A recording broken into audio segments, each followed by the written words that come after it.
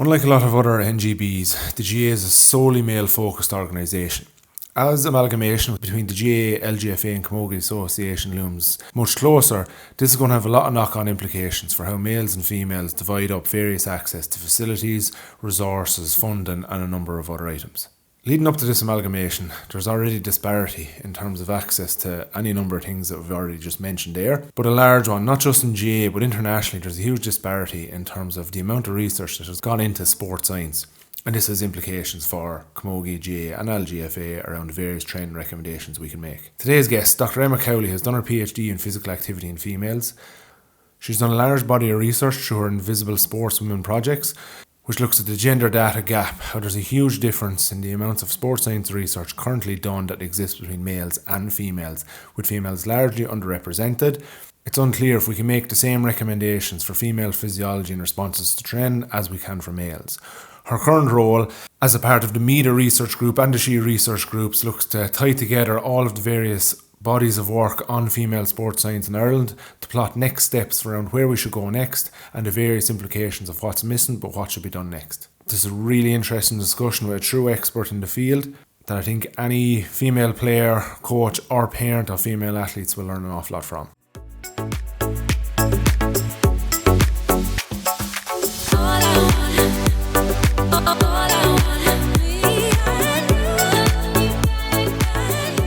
Welcome on. You've had a busy week going around presenting all the various bits of research. You're telling me just about a trip to Northumbria. You were over in Ireland a couple of weeks ago. Do you want to give us a brief update of kind of where you're based now, partly living-wise, but more so where your current role is based? Not so much geographically. Yeah, of course, I know. I feel like it's a bit messy where I am and where I'm working. But I am based in the SHE Research Centre in Toos in Athlone. I'm on the Athlone campus. And like your main body of work over the last while has kind of been like the invisible sportswomen stuff, and your current role in TUS aligns with that, but isn't specifically just that. Yeah. So my main role or it's not, I mean, I'm a postdoc researcher there, but I don't have one specific project that I'm on there. But my position was brought in through MEDA, which is the new All Ireland Research Consortium that we might chat about later on.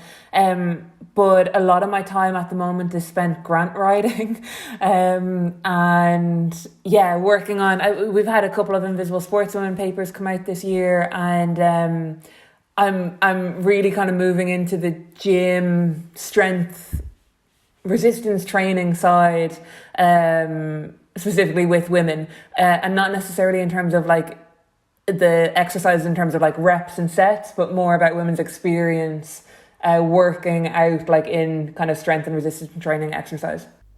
Okay, good. That's where you're going next. We might take a step back then, just the Invisible Sportswomen body of work. If you want to take us through kind of what you've done so far or what you set out to do and some of the key findings from it.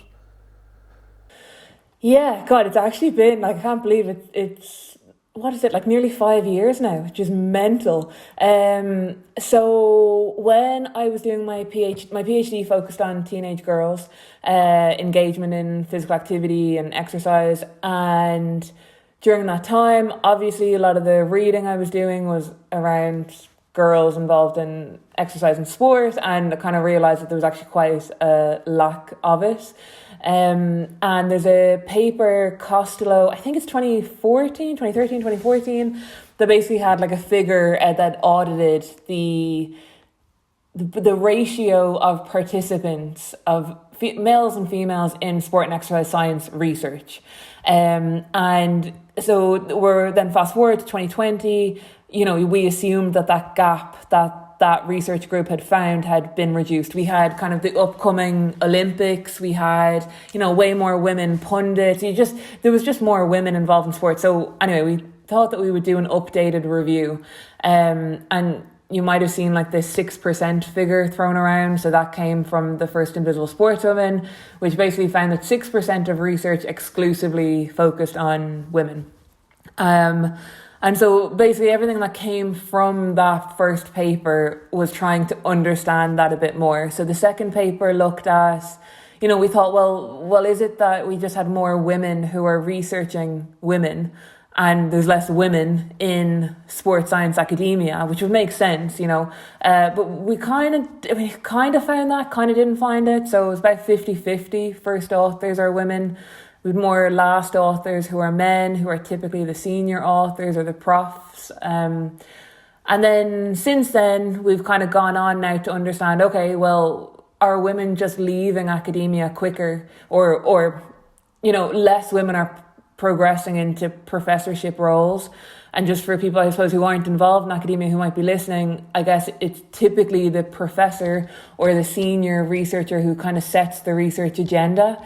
And so if they are men, they may not be as interested in the effect of the menstrual cycle on X, Y, or Z, which totally, makes sense. So we're basically just trying to understand that a little bit more recently.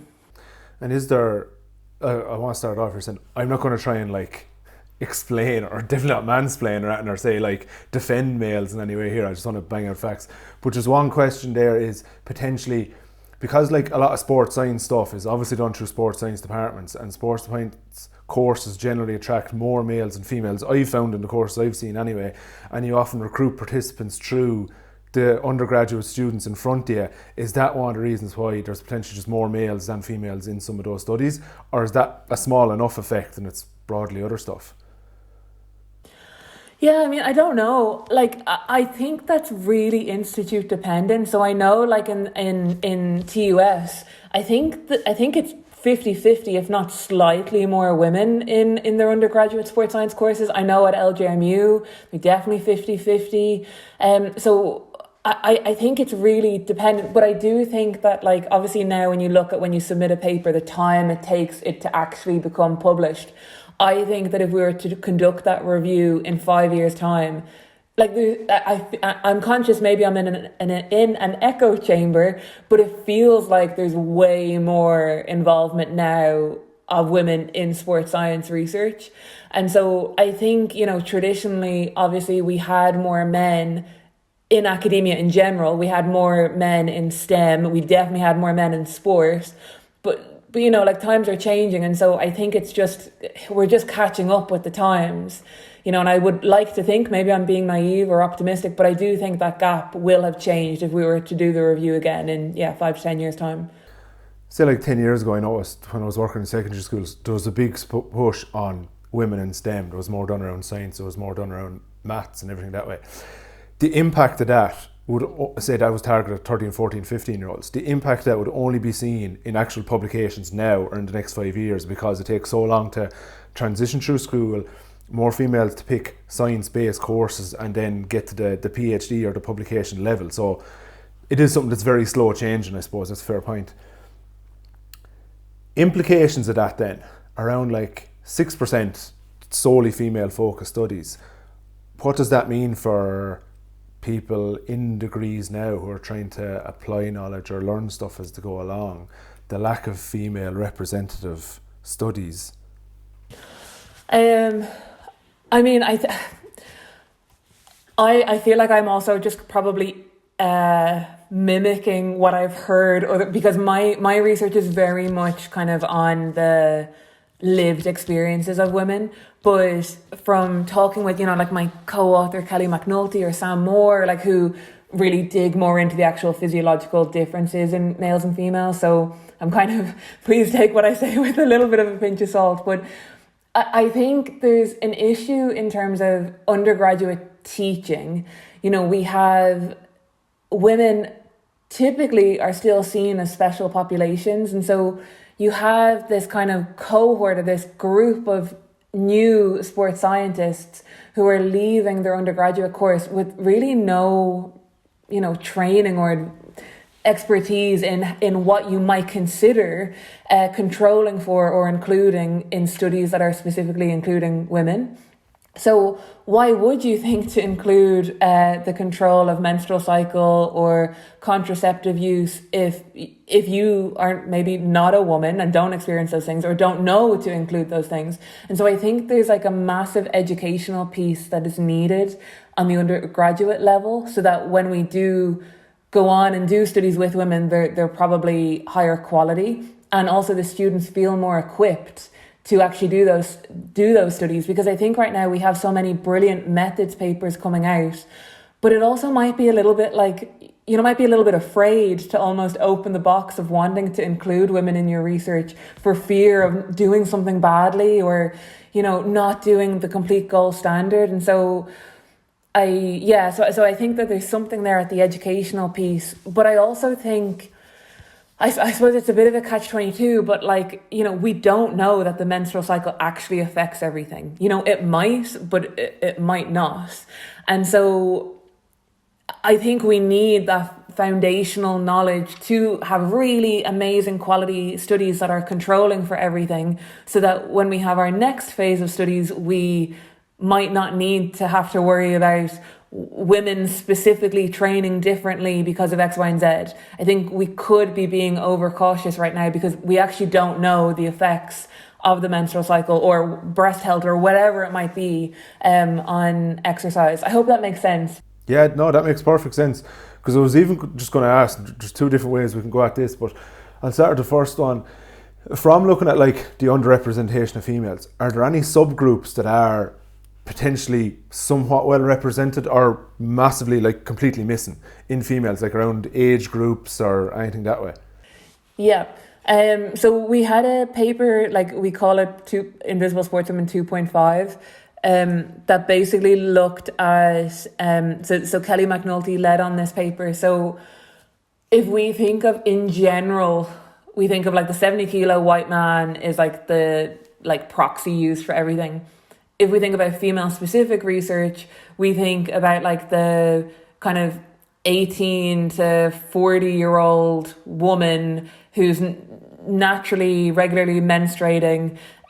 She's the proxy that we use, because I think it was 9% of research conducted exclusively on women were menopausal and beyond.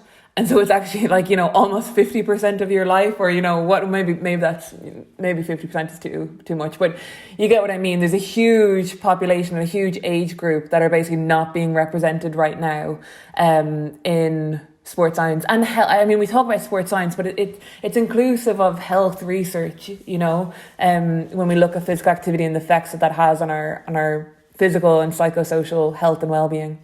The foundation to sports performance is general health anyway, so that's why it's worth targeting and talking about that.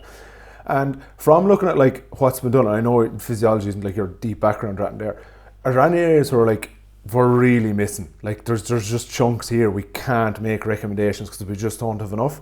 Or are there any other areas potentially where we're there probably actually aren't huge differences here? We can probably use, to an extent, the recommendations we currently have for males, and they're probably okay for females, versus what I said first, big gaps, don't know, could not dream making recommendations for females there.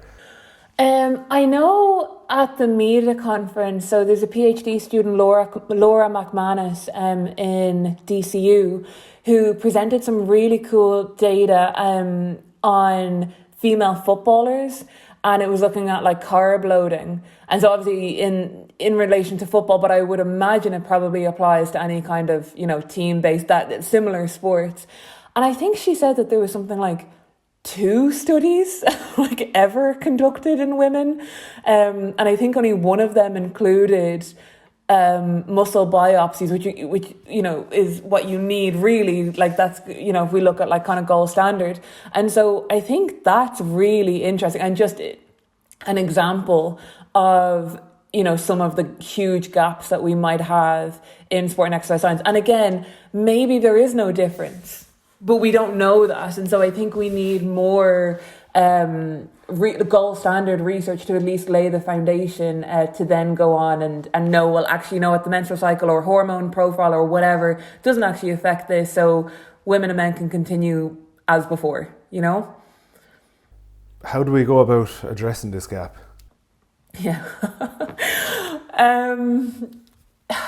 Do you know what? I always think this is the answer I usually give to this, where I think a lot of this research is usually conducted by PhD students on PhD grants. And I think I obviously have only done one PhD, so I don't know. Maybe it's just my department. I don't know. You can tell me about your experience. But like where I was, it was a 3-year program, and typically people did 3 projects, like 3 studies in their 3 years.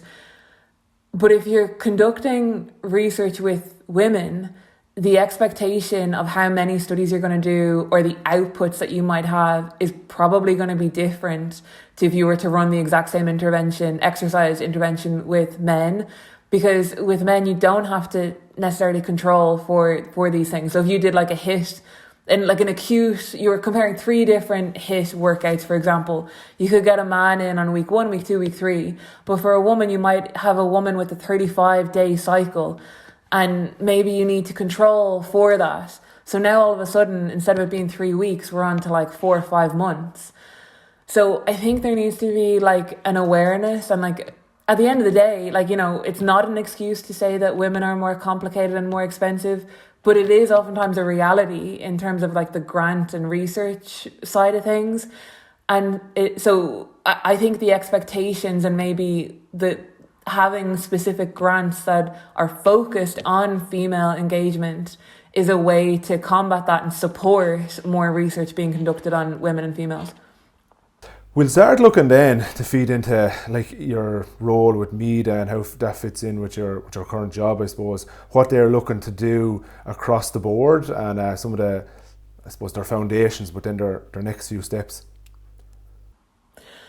Yeah, I mean, it's really exciting. And like, I know it probably sounds like I'm biased because I'm part of the group, but it just, do you know what? I think it's the interdisciplinary nature of it that is so exciting. So there's institutions all across Ireland. So, you know, we have Ulster, ATU, DCU, like we've so many different institutes involved. And not only that, which shows a real commitment to the importance of this work, but it's the interdisciplinary nature of it. So every time we're on, you know, our group calls, I'm learning something new. Your own perceptions and my own like beliefs and biases are being challenged by, you know, I don't really know what my discipline is. I kind of sit between multiple, but you know, when you have biomechanists and you have physiologists and you have pure sociologists all trying to work towards solving specific issues for women's health, you know, well-being, sport participation, it's incredible. So, and I think outside of the research, you know, when we had our event in Glasson at the end of January, like I couldn't believe the amount of practitioners and policymakers and athletes themselves that wanted to be in the room. And I think that really shows that there's like a drive to, yes, we need research and but we want to actually do something with that research. And I think there was a real energy in the room for, let's not make it take 20 years until we can apply the results, and actually let's do something to improve, you know, the lives and well-being of women living on the island of Ireland, you know?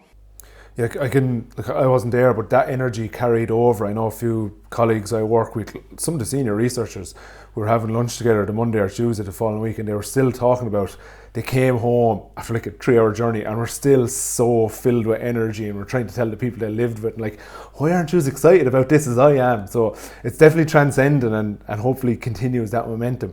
But when it's so broad like that, and you talk about the various different disciplines, is it going to be difficult to like pull things together or to like establish a kind of a baseline of here's where we're at, here's the directions we need to go? We were chatting beforehand, like not so much politically, but even just how do you manage the different areas this could go, and you're trying to figure out what's the priority, or what are the priorities, or how can they feed into each other in an effective way? Yeah, I mean, I think so. Sorry, I'm just plugging my phone in here to make sure it's charging away here. I think so. We have a scoping review that's going to be coming out, which basically looked at the research conducted on the island of Ireland or with Irish women living abroad. And so that has kind of helped us to see where the gaps are or where the majority of research has already been conducted. So I think that's slightly helping us kind of narrow down priorities. But also we have a really cool project that's being led by Denise Martin and ATU and a team there in collaboration actually with Ulster as well.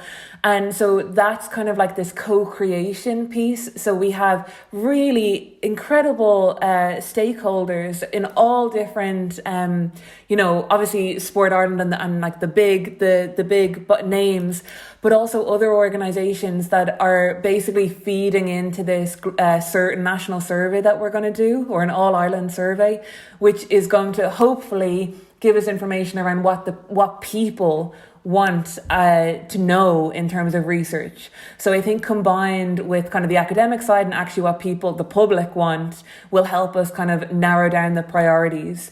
And then we also have various kind of working groups internally in MEDA. So we have kind of like a project, like a research excellence group. We have like a governance group. And so that will help, and knowledge translation, of course. So that will help us kind of ensure that although we have these different pockets of projects going on, they stay true to our vision and our mission. So like making sure that their knowledge translation is a priority, making sure that it's interdisciplinary and so on. Have you noticed, Maida, like just discussions between groups, are any areas more or less, I suppose, developed in terms of the research around females? So just from the top of my head, like I know from our review, and I don't want, Trish will kill me, Patricia Jackman in Lincoln, she led this review. It was like a monster of a review. But anyway, it's currently under review. So hopefully we'll have the results out soon. But I can't tell you off the top of my head the ones that are kind of less looked at, but I know injury and physiology were like the main head hitters, and kind of the more social science, even things like looking at like women's sport media and, those kind of topics that you might not necessarily come to mind straight out. Like sometimes when you think of sports science, you think of the lab, but actually there's all these other areas. And so those were more untapped, with kind of injury, being the primary topic. Injuries is most on, because a lot of sports media stuff is quite new. It's probably more topical in Ireland because of the 20 by 20 campaign, which started around 2018. So probably made people far more aware of it. But how much publication level, as in like academic publication level stuff, was done around then, I haven't seen a huge pile. There probably is a few bits out there. So both of us, we're like both physical activity PhD backgrounds, and there was a lot of psychosocial stuff there. I'd imagine there's a good bit of psychosocial stuff done female wise, because I'd always have felt that was, I suppose, more important in terms of the motivation behind getting females active. Has that largely been done on an exercise level and not so much on a sport level, if that makes sense? Yeah, absolutely. So this review that we've done is specifically looking at sport, and our intention is to do a follow-up one which is more physical activity. So I think you're right. We haven't captured that or dug into that in this review, so I'm not sure. But my impression anyway is that I think that there is a lot of there are a lot of interventions, physical activity interventions, trying to get more girls engaged in exercise and physical activity.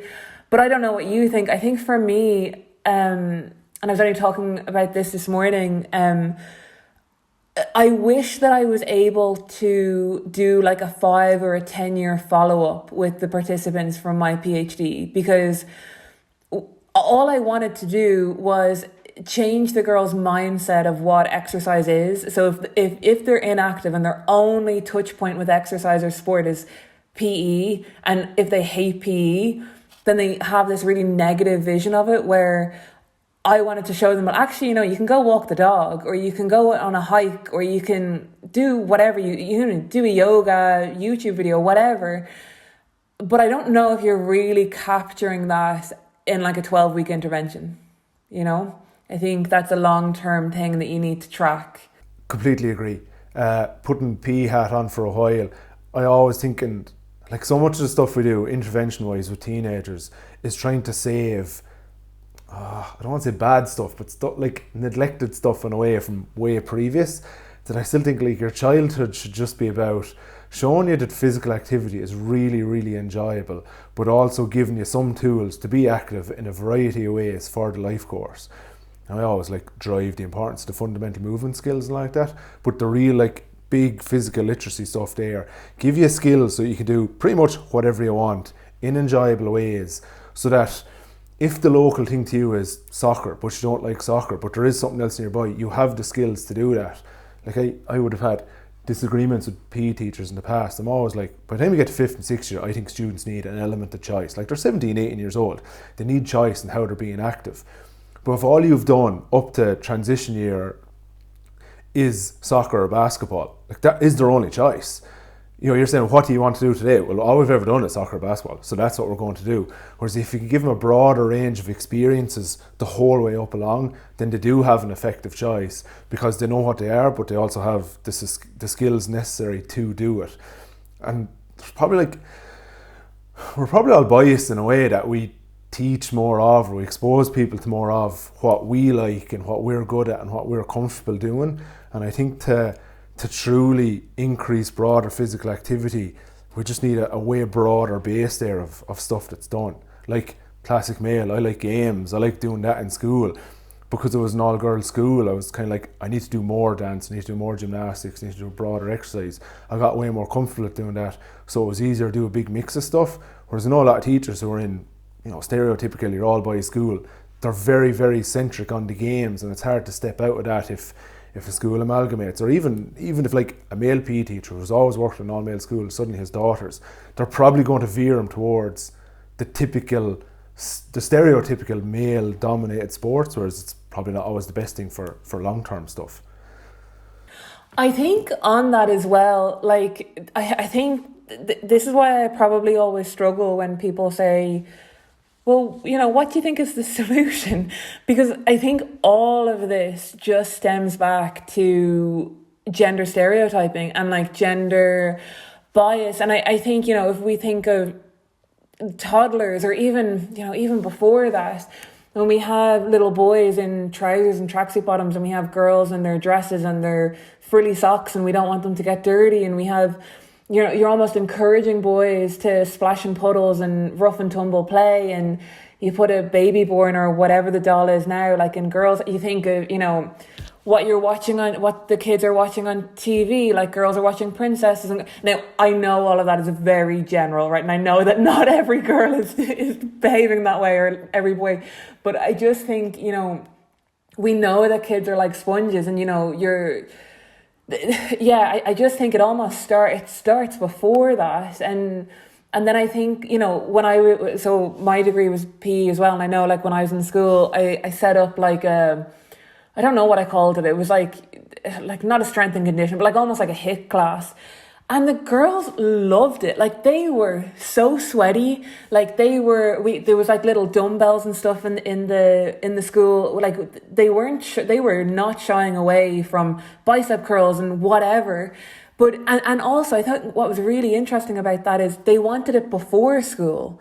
Like I was like, there's no way they're going to want to come in. And they did. They came into school, did it for half an hour before school because they were able to shower and get changed and not be like kind of sweaty sitting in their uniforms then.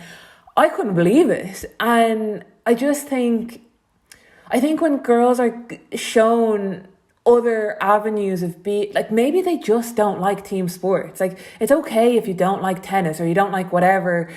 That doesn't mean you don't like sports. You just haven't necessarily been exposed to something that you might enjoy.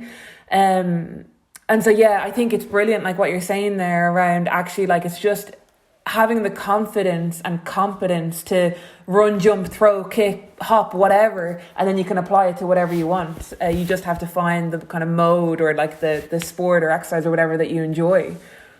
I do think sometimes that the dislike of team sport comes from the lack of necessary skills to actually be good at them. That, you know, if you're in a mixed primary school and the boys are at home playing soccer all the time and the girls are not because their parents don't encourage them towards that, and then suddenly the teacher says we're going playing soccer, the boys are really good at it because they've hours and hours of practice beforehand, the girls like, I've no clue what I'm doing here. Well, obviously you're not going to like it from then on because you're suddenly in this position where the other people are way better than you and you're automatically into defensive mode. So your way of not showing you're not good at something is, I don't like that. Whereas realistically, there's the potential there for you to like it, having been given a foundation in it, in a, I suppose the term there, psychologically safe space or appropriately delivered manner, as opposed to just being thrown into something. Something I meant to ask you as well was, you made a good point on there, like the girls don't want to be seen as sweaty. That an awful lot of the research that we've seen published around like interview-based stuff is girls don't want to do exercise because they don't like the red faces and all.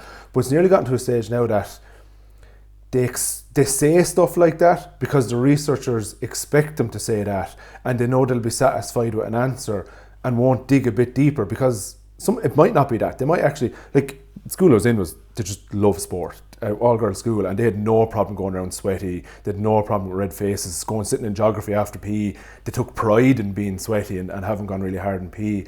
Whereas I often wonder, is there stuff underneath that we haven't really dug into because we're satisfied with the answer of, oh, I don't want to look too sweaty, or I don't want to look bad at, whereas it could actually be more. And had you uncovered that like that in some of your stuff? Yeah, it's interesting, isn't it? I mean, I don't know. I'm going to answer this and then you can tell me if I've completely sidetracked, right? To make sure I have your question right. But we did some stuff recently. Now, this is with adult women. And it was around kind of body image, and a lot of it, like, it's the exact, like, I mean, you talk about teenage girls, but I think even what you're saying there about like avoiding team-based sports because you're not good at it. Like, I was the same with running. Like, I said for years, I'm like, oh, I hate running, it's boring. It was actually just because I was really freaking bad at it, and I was terrified to say, oh, I want to try running, but I'm really bad at it, and so that's why I avoid it. You know what I mean? So I think like the barriers that we have as teenagers are probably really similar to what we have, like, you know, in later life. But anyway, so we talked to women around kind of their body image and how they felt about exercising in the gym in terms of, you know, sweating, having sweat patches, hair, whatever. And almost like women's like automatic thing, like when they're in an interview situation with the researcher was, oh no, I'm fine about that. Like I almost like not wanting to be vulnerable enough to say, actually, like, I am really insecure about that, or like, actually, you know what, I'm not happy with this part of my body and I would like to improve it.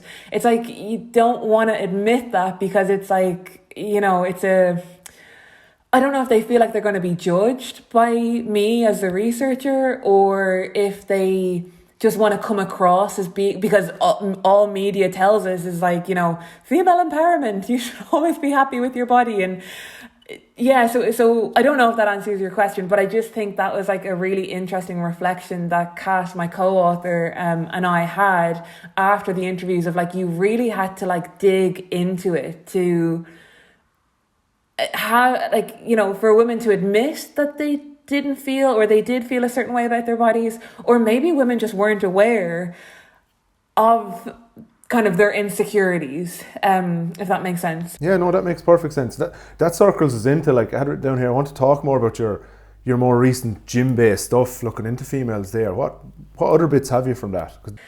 Yeah, so it was a global study. So we did a survey and then followed up with interviews with like a subgroup of women. And like, honestly, John, like, I think the most, like, nothing that we found is revelationary. Like, I feel like if you were to read, if any woman or maybe any man was to read the paper, they'd be like, yeah, I see myself, like, I identify with that, or I like see that, or, but I think I think the paper is really impactful, and it's gotten picked up by so much like media. It's been in the Daily Mail, and it's been like, I've never seen engagement like it, but I think it's because it's almost like validating people's experiences. You know, like, people go into the gym and they're, you know, they think, oh, well, I'm the only one who thinks this way, or like, I'm really insecure and I don't want to look in the mirror, or whatever. And I think kind of reading this paper, not that most people will read the paper, but if you were to read the paper, I think it's quite validating in the sense that, oh, actually loads of people all around the world, all different ages, feel the same way. So the study kind of looked, one of them looked at kind of our, you know, do you wear makeup to the gym? Do you do your hair? Like shaving, like things like that. One of them looked at the clothing we wear to the gym. So, you know, are you concerned about the colour of your clothing for sweat patches or period leaks or whatever it might be?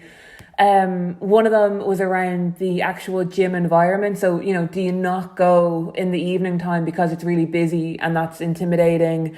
Do you exercise in certain areas of the gym? So do you avoid the weight area? Or, where do you feel most comfortable? And then the last section was kind of around interacting with other people. So it could be, we found that a lot of the women felt intimidated by men, but felt judged by women. And so there's, both of them are quite negative, but they're just slightly different depending on whether it's kind of interactions with men or women. So that's kind of what the study found. And I think, I don't know, I think the big output of it for us is we would really like to create some sort of, I don't know, like whether it's a social media campaign. We just did something this morning with Ireland Active. They've kind of promoted some of our findings, but I don't know if it's like a CPD for trainers on more inclusive practices. Is it a campaign in the gym to have more diverse and inclusive imagery and language? I don't know what it is, but I think there's something here that is like an easy thing to do to make not just women, but lots of people feel more included and safe and welcome in kind of those gym environments.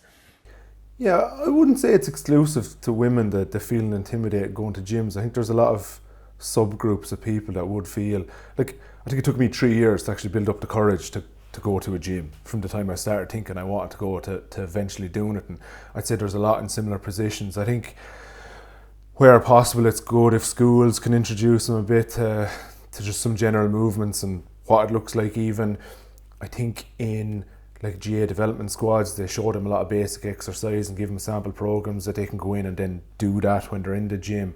But there's particularly in older people, like I'm trying to encourage my own parents to go, and it's the last thing they'd ever consider doing. It's just so different to what their generation would have done. It's difficult to bring them in like something I mentioned earlier, the kind of psychologically safe spaces to introduce them in, show them what to do in realistically a situation where there's loads of other people around doing stuff and you automatically just have the impression they really know what they're doing. I don't. They're definitely judging me here. Because that's natural to think. Oh, absolutely. When you actually step back and think about like the gym, like it's a really intimidating place to be. Like sometimes when I go into a new gym that I don't know where things are, I wear glasses as well. So like I can't see anything. I don't know where the equipment is. And I know what I'm doing. So I'm like, geez, like, if you're going into the gym and you don't want to come across as being a newbie, you don't want to come across as being unfit. So God help us, like if we sweat, it's just like it can be a really intimidating place. But interestingly, a lot of people talked about CrossFit, and actually, a lot of people said that CrossFit was really inclusive and they liked the fact that there was like no mirrors, like, and I know that's a whole other conversation, like the pros and cons of CrossFit, but it was just interesting to see that they liked it because of like the community aspect of it. And kind of the fact that there was people from all ages, everyone basically has all their clothes off. So like that you weren't comparing yourself. Like it was just a much more like diverse, place, and that made them feel more comfortable. So I thought that was interesting. And like those elements would be really easy to replicate in commercial gyms. Okay, not the clothes off thing, but like, having ensuring that it is a really welcoming place. And I think the other thing is like, I don't know about you, but I remember the first time I went to the gym, my induction was like 5 minutes by someone, a teenager who's kind of there part-time, really quickly I haven't had a gym induction in a long time, so maybe things have changed. But back then, like, that's not helpful really in terms of like familiarizing yourself with the layout and the equipment. So I don't know, like maybe that's something that would help people to feel, just more welcome, I think, in the gym. I think your point on CrossFit gyms there is really interesting. I don't know if these sprung up as much in the UK, but in Ireland there's actually not many CrossFit gyms anymore, but there's kind of offshoots or progressions of them, just various boutique style gyms, and I think they have had a huge impact on I'd love to research them, because I think they just tie in everything from self-determination theory into going to the gym. They have these really good community aspects. There's one from near home, I'll actually give them a shout out, Urban Gym in New Ross. I don't go there, I love training on my own in a shed where I don't have to speak to anyone, but they actually have days out. They go for walks and runs together, but still do all their gym stuff. They have the competence of you're lifting more. You sign up to kind of 6 or 8 week blocks of getting stronger. It's really, really good, and a lot of them kind of stem from CrossFit. And you probably have similar thoughts to CrossFit as well, and some of the mad stuff that potentially happens. But I think how these boutique gyms have evolved from those is really good. How a lot of the hierarchs class style places that they've adopted tie into a lot of that as well. I think that's really helpful for just creating safer places for people to go into and be active. Yeah, I think like the big thing with like those gyms is just that it's obviously only kind of inclusive to people who can afford them, which, you know, like I know when I came back from the States, like I looked at joining a CrossFit gym in Dublin, and I was like, Jesus, like they're so expensive. And so I think like that is a real actual barrier for people.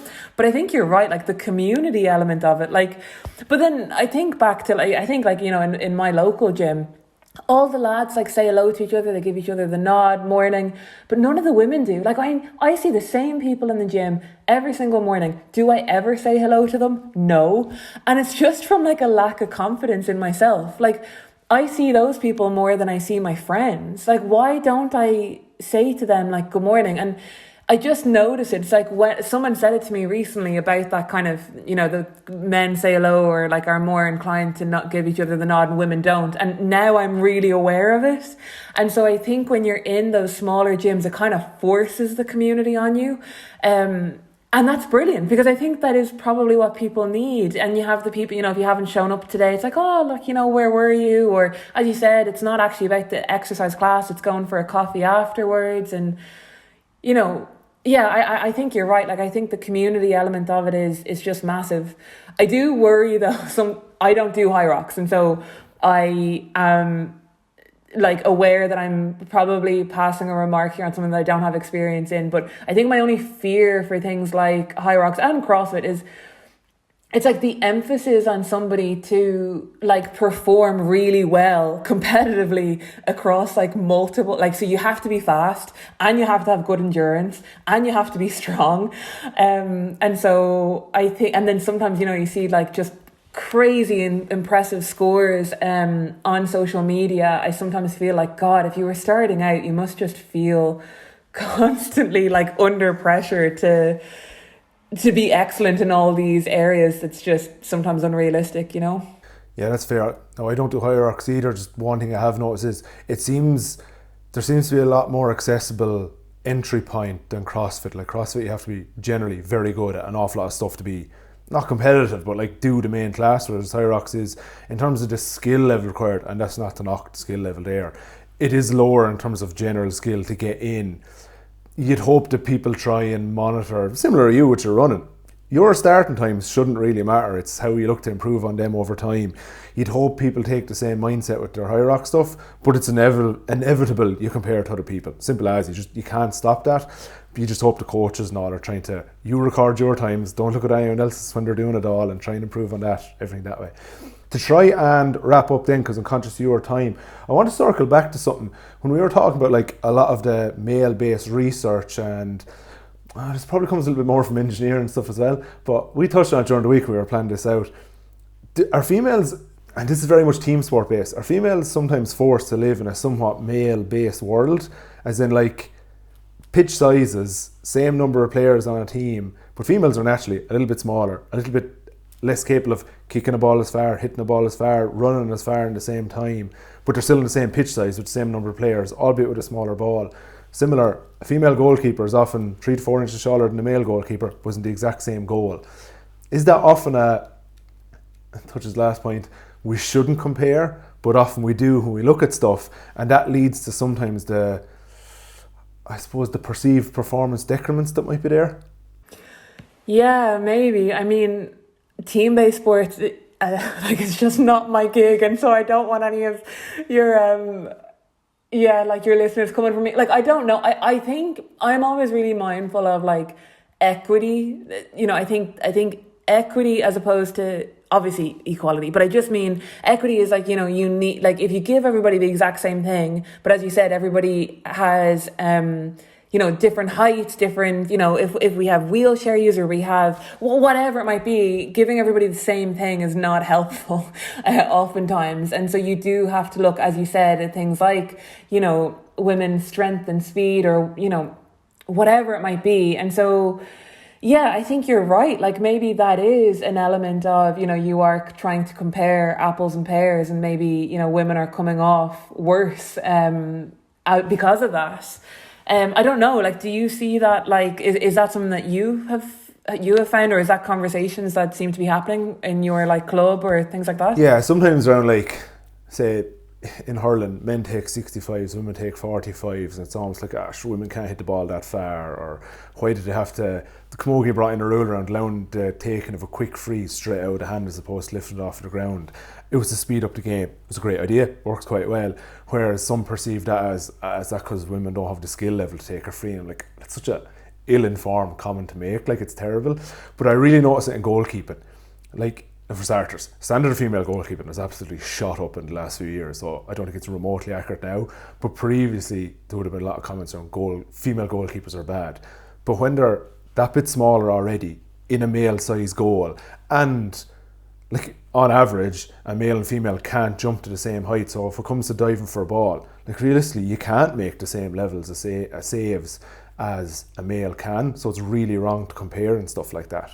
Yeah, and I suppose like if I link it back to kind of my background's like weightlifting, or even CrossFit, like the RX weights and stuff for men and women are different. And even if you look at like a barbell, the fact that like a woman's bar is not only 5 kilos lighter, but it's also narrower. To now I have colossal size hands, so it doesn't really matter for me, but for most normal women with smaller hands, yeah, like that is, and I think that's a really nice actually example of an adjustment made for the general physiological differences between men and women. So yeah, you're absolutely right. Like I suppose because I'm not really involved in any team sports, like I haven't thought about it, but yeah, I think you are comparing people that are more often than not, women are starting on the back foot, apart from the fact that what you mentioned earlier on about like, fundamental movement skills and girls just growing up not as active as boys, combine all of that together. It's pretty unfair, I suppose. The flip side of that then is the logistics of having a different size pitch or having a different size goal, when there often are invisible barriers to oftentimes females getting access to facilities, that now suddenly if you have to change the goal or reline the pitch, then suddenly generally the male that's in charge of the pitch will be like, these women have to reline the pitch now for them to get access to it. So it is obviously better to remove any kind of barrier that way, so it can just be a use the pitch as is and leave. But that's just one example. Also, I actually meant to come in with that point around the 15 kg bar. In S&C class last week, I was teaching the barbell row to a group, and some of the girls just had no background in weightlifting. They were struggling with the 20 kg bar. I said, do you want to get the women's bar? They did not take to me calling it that well at all. I got a big dirty, I need to phrase that differently in future. There's a lighter bar there if you want to try that. It is actually for women, but instead of saying, do you want to get the women's bar? I won't make that mistake again. But I was the exact same. Like when so I come from a powerlifting background, and I would never use the woman's bar. And I was like, no, like, that's weaker or whatever. But that's mental. Like, that's it, because ultimately you're putting the same weight on the bar. You know what I mean? You're just adding on. But now I think being involved more in Olympic lifting, like, I need that light. Like, when I can't get that bar, like, it really does make a difference on grip and things like that. And so, but that's really interesting for myself to reflect on the fact that I used to think that was a weaker choice when that wasn't true. So I think there is that, again, linking it back to that just gender bias and stereotyping. Like ultimately I think that really just bleeds into everything. And unless that really changes, I think everything else we've talked about today are just kind of like knock-on effects of like a systemic issue that is just bleeding into everything. Yeah, that's really good. Good point to finish up on. If there's anything like final takeaway, bits of advice to anyone for us to wrap up on here, whether it be early career researchers or coaches to try and either do things a little differently or try and tease out a few bits, experiment with a couple of bits, try and help where female-based research may go?